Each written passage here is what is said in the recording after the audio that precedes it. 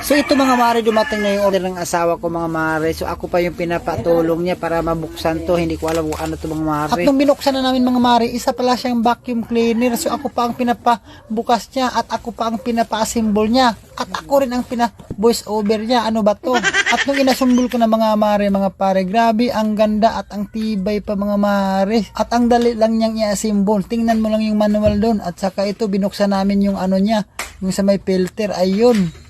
So, tinitry namin lahat mga mare. Meron siyang tatlong klase. Meron siyang pang ano sa sulok at saka meron din siyang pang brush bago mahigop. At makita nyo naman siguro mga mare kung hindi kayo nakapikit. Tingnan nyo naman ang haba ng wire mga mare. At saka may double purpose pa to mga mare. Pwede mong tanggalin siya pag gusto mong maiksi lang. Ayan, tingnan nyo naman. Grabe, ang lakas talaga ng vacuum niya.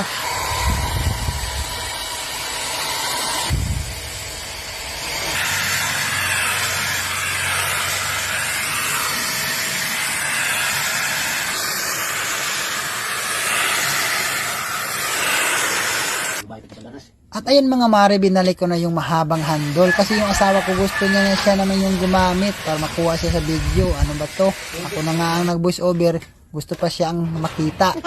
Ayan, tinanggalan namin yun. Makita niyo naman siguro dyan mga mare, grabe. Kuhang-kuha talaga yung mga dumi kasama yung buhok. At itong filter mga mare, washable pala to kasi pwede mo tong hugasan. At sa mga gustong bumili, click the yellow basket.